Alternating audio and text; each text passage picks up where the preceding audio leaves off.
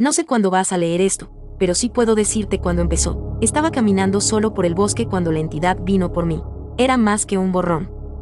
Era, a falta de un mejor término, una ausencia de significado. Donde se ocultaba, no había árboles. Donde se deslizaba más cerca, no había pasto. En el arco por el que saltó hacia mí, no hubo brisa de movimiento. No había aire en absoluto.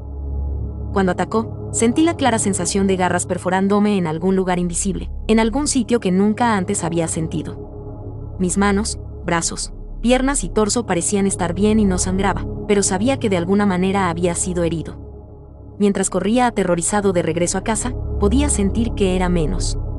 Estaba vagamente cansado y a veces me costaba concentrarme. La solución en esa etapa temprana fue sencilla. Una gran taza de café me ayudó a sentirme normal otra vez. Durante un tiempo, ese sutil drenaje de mi espíritu se perdió en el vaivén de la cafeína en mi sistema. Podría decirse que mi vida comenzó esa semana, de hecho, porque fue cuando conocí a Mar. Nos llevamos de maravilla y, siendo honesto, estoy bastante seguro de que me enamoré de ella por teléfono antes incluso de conocernos en persona. Era casi como si las emociones tan intensas de esa primera semana hicieran que la entidad contraatacara. Todavía estaba conmigo, aferrada a alguna parte invisible de mi ser. Los primeros incidentes fueron menores y apenas me preocuparon. El color del auto de un vecino cambió de azul oscuro a negro una mañana, y me quedé mirándolo antes de sacudir la cabeza y descartar la diferencia. 2 días después, en el trabajo, el nombre de un compañero cambió de Farah a Dan. Pregunté con cuidado, pero todos dijeron que siempre se había llamado Dan. Supuse que simplemente me había equivocado. Luego, por ridículo que suene, estaba orinando en el baño de mi casa cuando de pronto me encontré en una calle cualquiera. Seguía en pijama, con los pantalones abajo, orinando, pero ahora a plena vista de una docena de personas en una parada de autobús. Horrorizado, me subí la ropa y corrí antes de que alguien llamara a la policía. Logré regresar a casa, pero esa experiencia me obligó a admitir que aún estaba en peligro. La entidad estaba haciéndome algo y no entendía cómo defenderme. Mar llegó esa tarde, pero tenía su propia llave. «Oye», le pregunté confundido, «¿cómo conseguiste una llave?» Ella se rió. «Qué tierno. ¿Seguro que estás bien con esto?» Abrió una puerta y entró a una habitación llena de cajas.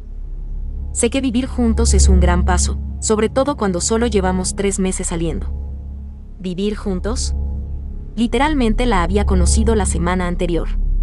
El caso es que mi madre siempre me llamó listo por una razón. Supe cuándo cerrar la boca. En lugar de armar una escena, le dije que todo estaba bien, y luego me fui directo a mi habitación a investigar. Mis cosas estaban exactamente como las había dejado, sin rastro de 3 meses de convivencia, pero encontré algo fuera de lo normal: la fecha. Un escalofrío de rabia me recorrió cuando comprendí la verdad. La entidad se había comido 3 meses de mi vida. ¿Con qué demonios estaba lidiando? ¿Qué clase de criatura podía consumir pedazos del alma de una persona? Me había perdido la parte más emocionante de una relación nueva, y jamás entendería las historias compartidas ni las bromas internas de ese periodo. Algo absurdamente valioso me había sido arrebatado, y estaba furioso. Esa furia ayudó a reprimir a la entidad. Nunca bebía alcohol. Tomaba café religiosamente. Revisaba la fecha cada vez que despertaba. Durante 3 años, logré vivir cada día observando solo alteraciones menores. Un hecho social aquí y allá, el trabajo de alguien, cuántos hijos tenía, la distribución de calles cercanas, el horario de mi programa favorito de televisión.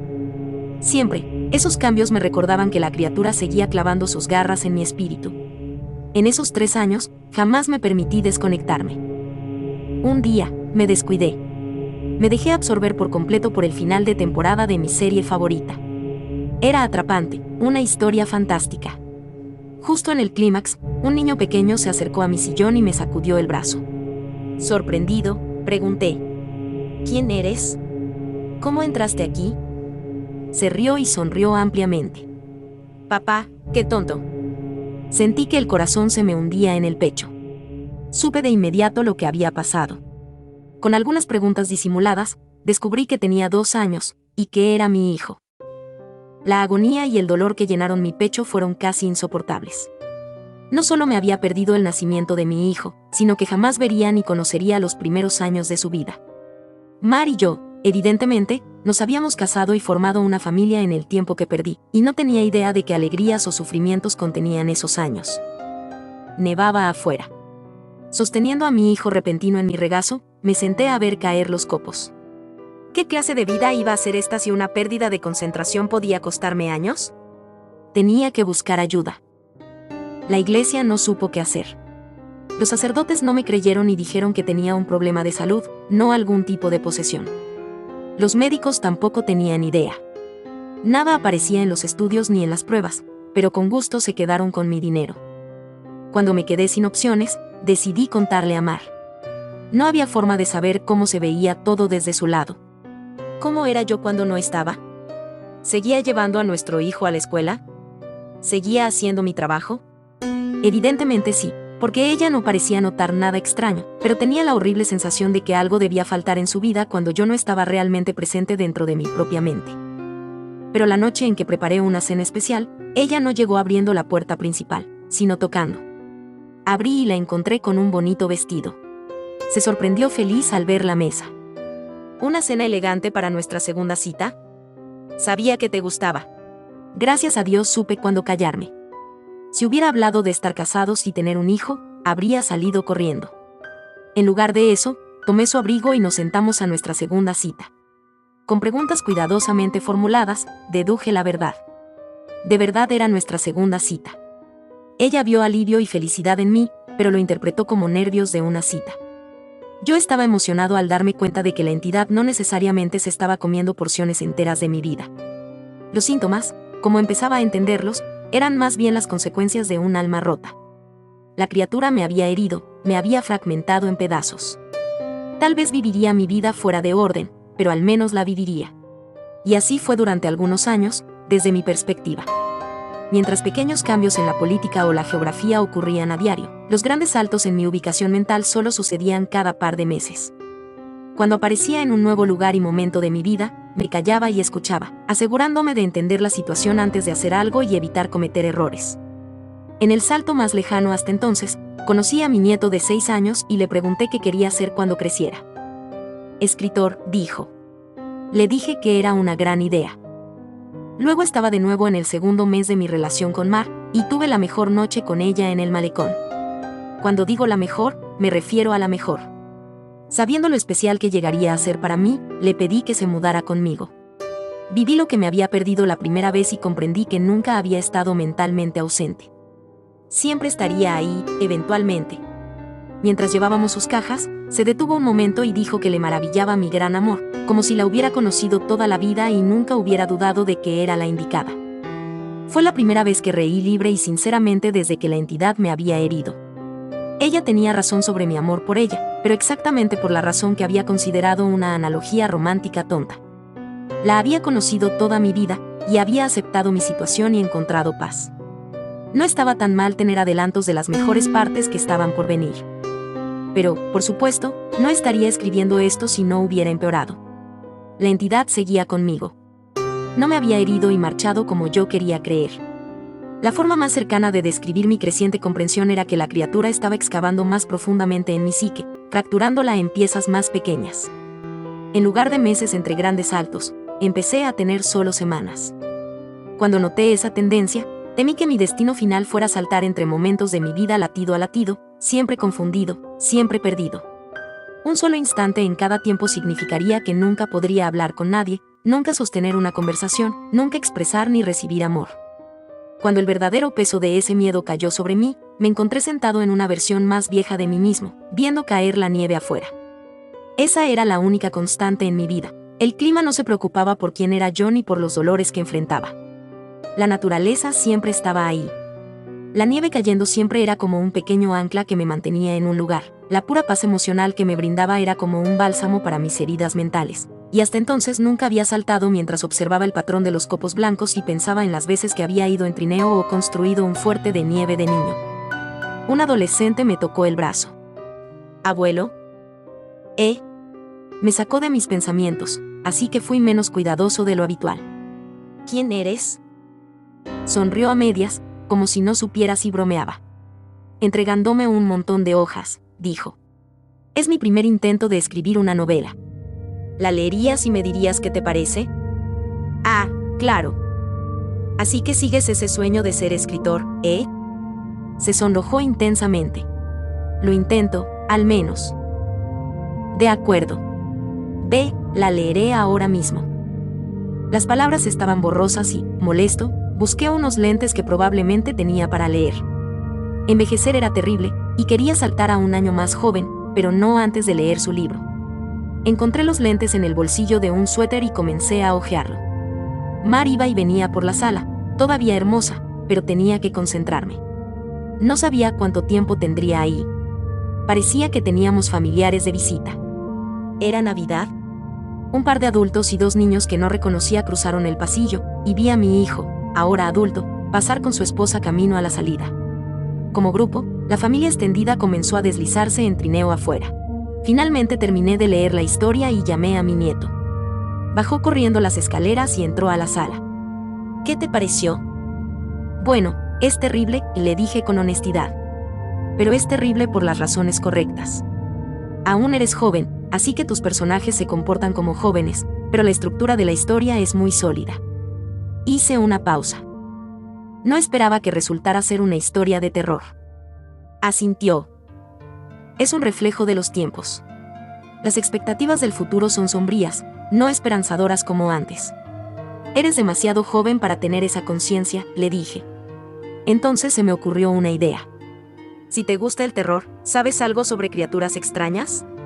Claro. Leo todo lo que puedo. Me encanta. Con cautela, observé las entradas de la sala. Todos estaban ocupados afuera.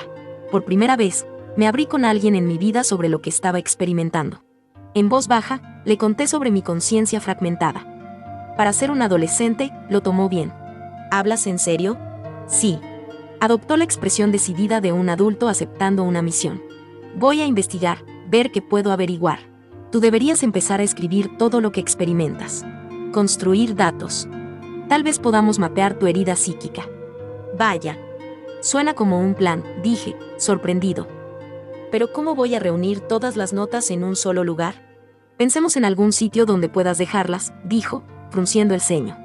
Luego yo las recogeré y podremos trazar el camino que recorres a través de tu propia vida, ver si hay un patrón. Por primera vez desde que la situación había empeorado, sentí esperanza de nuevo. ¿Qué tal debajo de las escaleras? Nadie entra nunca ahí. Claro. Se dio la vuelta y salió de la sala. Escuché golpes cerca de las escaleras. Finalmente regresó con una caja, la dejó sobre la alfombra y la abrió para revelar una enorme pila de papeles. ¡Santo cielo!, exclamó, aunque, claro, siendo adolescente, no dijo exactamente cielo. Atónito, parpadeé varias veces, perdonando su grosería por el impacto. ¿Yo escribí eso? Me miró con asombro. Sí. O lo harás. Aún tienes que escribirlos y ponerlos debajo de las escaleras después de esto. Volvió a mirar los papeles y luego cerró la caja. Así que probablemente no deberías leer lo que dicen. Eso podría ponerse raro. Eso sí lo entendía. Correcto. Tragó saliva. Hay como 50 cajas debajo, todas llenas así. Descifrar esto va a tomar muchísimo tiempo. Su tono se volvió mortalmente serio. Pero te salvaré, abuelo, porque no creo que nadie más pueda hacerlo. Las lágrimas corrieron por mis mejillas y no pude evitar sollozar un par de veces. No me había dado cuenta de lo solo que me había vuelto en mi prisión cambiante de conciencia hasta que por fin tuve a alguien que me entendiera. Gracias. Muchas gracias.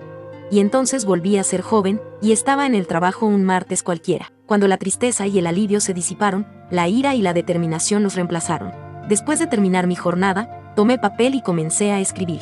Mientras las semanas se desplazaban a mi alrededor, mientras esas semanas se convertían en días y luego en horas, escribí cada momento libre sobre cuándo y dónde creía estar. Los dejé debajo de las escaleras fuera de orden. Mi primera caja era en realidad la 30ª, y mi última caja era la primera. Cuando tuve más de 50 cajas escritas desde mi perspectiva, y cuando mis saltos se convirtieron en cuestión de minutos, supe que dependía de mi nieto continuar. Bajé la cabeza y dejé de mirar. No soportaba más el río de conciencia cambiante. Nombres, lugares, fechas, trabajos, colores y personas estaban todos mal y distintos. Nunca había sido tan viejo. Estaba sentado viendo caer la nieve. Un hombre de al menos 30 años, a quien reconocía vagamente, entró en la habitación. Vamos, creo que por fin lo entendí. Estaba tan frágil que moverme dolía. ¿Eres él? ¿Eres mi nieto? Sí. Me llevó a una habitación llena de equipos extraños y me sentó en una silla de goma frente a un espejo del doble de la altura de un hombre. El patrón por fin se reveló. ¿Cuánto tiempo has trabajado en esto? Pregunté, horrorizado. Dime que no perdiste tu vida como yo estoy perdiendo la mía. Su expresión era fría como piedra y ferozmente resuelta. Valdrá la pena. Acercó 2 delgadas varillas metálicas a mi brazo y luego asintió hacia el espejo. Mira, esta descarga está cuidadosamente calibrada. La descarga eléctrica fue sorprendente, pero no dolorosa. En el espejo vi aparecer rápidamente una silueta luminosa arqueada sobre mi cabeza y hombro. La electricidad recorrió a la criatura como una ola, revelando brevemente la terrible naturaleza de lo que me estaba ocurriendo. Una boca abultada, parecida a la de una sanguijuela, estaba envuelta alrededor de la parte posterior de mi cabeza, bajando hasta mis cejas y tocando cada oreja, y su cuerpo viscoso se extendía sobre mi hombro y dentro de mi propia alma. Era un parásito, y se estaba alimentando de mi mente. Mi nieto, ahora adulto, sostuvo mi mano mientras asimilaba el horror. Después de un momento, preguntó: «Quitarlo va a doler muchísimo. ¿Estás preparado para eso?» Con miedo, pregunté: «¿Mar está aquí?» Su rostro se suavizó. «No, ya no desde hace algunos años». Por su reacción supe lo que había pasado, pero no quería que fuera cierto. «¿Cómo? Tenemos esta conversación muchas veces», respondió. «¿Seguro que quieres saberlo? Nunca te hace sentir mejor». Las lágrimas llenaron mis ojos. «Entonces no me importa si duele o si muero. No quiero quedarme en un tiempo donde ella no está viva». Hizo un sonido comprensivo y volvió a sus máquinas para conectar varios cables, diodos y otros dispositivos a mis extremidades y frente. Mientras lo hacía, habló: «He trabajado 2 décadas para entender esto, y he tenido mucha ayuda de otros investigadores de lo oculto. Este parásito no existe técnicamente en nuestro plano. Es uno de los engendros menores de micro beta micro, y se alimenta del plexo de la mente, el alma y la conciencia cuántica / realidad. Cuando detalles como nombres y colores cambiaban, no estabas perdiendo la cordura. La red de tu existencia simplemente estaba perdiendo hilos a medida que la criatura te devoraba». No lo entendí del todo. Miré confundido mientras colocaba un aro de dispositivos electrónicos, como una corona, sobre mi cabeza, exactamente alineado con donde la boca del parásito me rodeaba. «¿Qué es micro beta micro?» Pausó su trabajo y palideció. «Olvidé que tú no lo sabrías. Eres afortunado, créeme». Tras una respiración profunda, continuó y colocó los dedos cerca de algunos interruptores. «¿Listo? Esto está afinado para hacer que tu sistema nervioso sea extremadamente poco apetecible para el parásito, pero básicamente es terapia electroconvulsiva». Aún podía ver la sonrisa de Mar. Aunque estaba muerta, había estado con ella hacía apenas unos instantes. «Hazlo». El clic de un interruptor resonó en mis oídos y casi reí por lo leve que se sentía la electricidad. No parecía nada, al menos al principio. Luego vi el espejo temblar y mi cuerpo en ese reflejo convulsionarse. Oh, no. Sí dolía. Nada había sido jamás tan doloroso. Era tan atroz que mi mente no había podido procesarlo de inmediato. Mientras mi visión se sacudía y el fuego ardía en cada nervio de mi cuerpo, pude ver la silueta luminosa temblorosa del parásito sobre mi cabeza retorciéndose en una agonía igual a la mía. Tenía garras, 6 extremidades reptilianas con garras bajo su cuerpo de sanguijuela, y me desgarraba intentando mantenerse aferrado. La electricidad hizo que mis recuerdos estallaran. La sonrisa de Mar fue lo primero, brillando frente a una chimenea cálida mientras la nieve caía tras la ventana. Los bordes de ese recuerdo comenzaron a iluminarse y comprendí que mi vida era un continuo ininterrumpido de experiencias. Solo la conciencia de ella había sido fragmentada por ese mal devorador a mi espalda.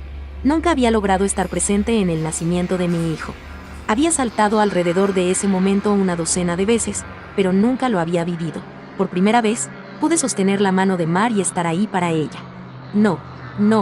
Ese momento cambió sin interrupción a sostener su mano mientras yacía en una cama de hospital por una razón muy distinta. Esto no. Dios, ¿por qué? Era despiadado obligarme a recordar esto. Me derrumbé en lágrimas mientras las enfermeras entraban corriendo en la habitación. No quería saber. No quería vivirlo. Había visto todas las partes buenas, pero no quería la peor parte, el final inevitable que todos enfrentarían algún día. No valía la pena. Estaba manchado. Toda esa alegría era de vuelta multiplicada 10.000 veces en dolor. El fuego en mi cuerpo y en mi mente aumentó hasta convertirse en una tortura blanca absoluta, y grité.